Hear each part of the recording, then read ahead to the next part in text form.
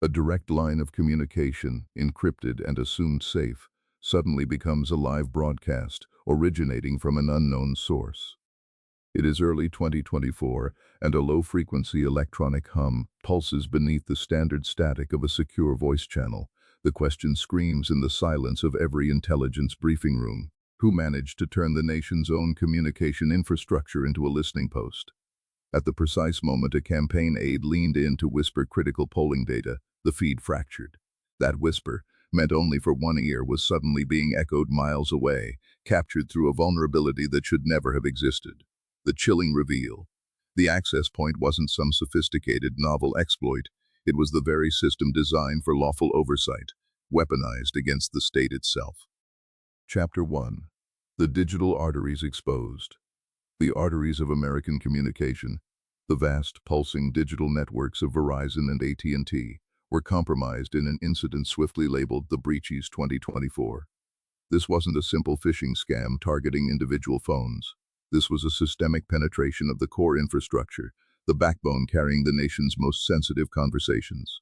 The scale of it suggested not a lone wolf, but an organized, deeply resourced operation. Imagine the nation's central nervous system suddenly accessible to anyone who knew the correct administrative key. The evidence, painstakingly pieced together by digital watchdogs, points to a terrifying conclusion. The access was achieved by leveraging existing mechanisms. The attackers didn't create new backdoors, they exploited the ones already mandated for law enforcement wiretap requests. The line between legal monitoring and illegal espionage didn't just blur, it vanished overnight. This confirms the attackers possessed intimate knowledge of the physical pathways and protocols that govern legal surveillance within the telecom architecture. The scope of the harvested data was immediate and terrifyingly current. This wasn't historical metadata, this was real-time interception of democracy in action. The digital waveforms pulsed with live transmissions, capturing information as it was being generated. Chapter 2. Targeting the Citadel.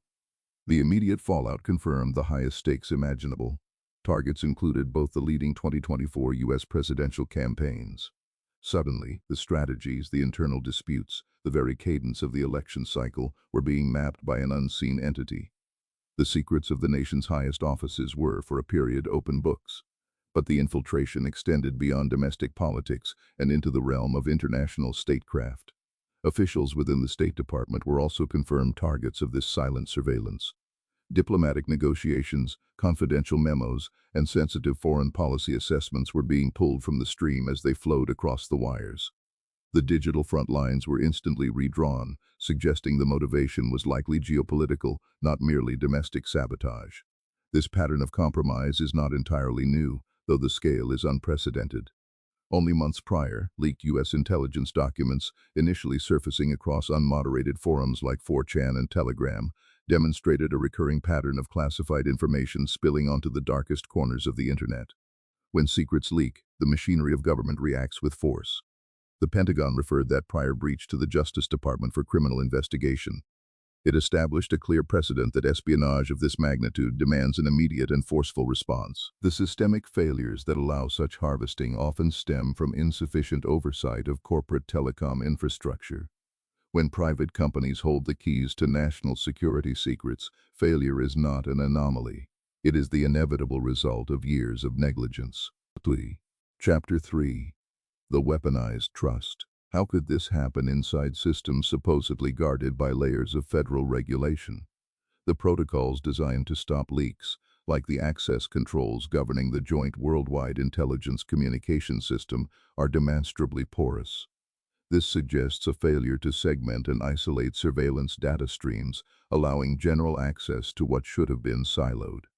The system was built for convenience, for easy compliance with wiretap orders, not for maximum security.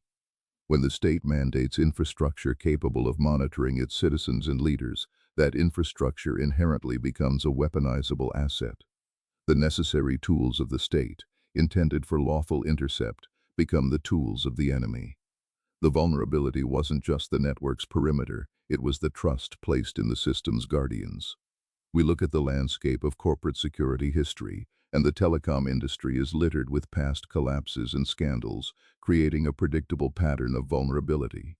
The existence of these backdoors allows foreign actors or sophisticated criminal syndicates to leverage the government's own legal framework for unauthorized harvesting. The compliance required by law became the Achilles heel of national security. Chapter 4. The Ghost in the Wires. The central, most agonizing question remains unanswered, resonating like a dropped modem connection. Who precisely perpetrated this infiltration?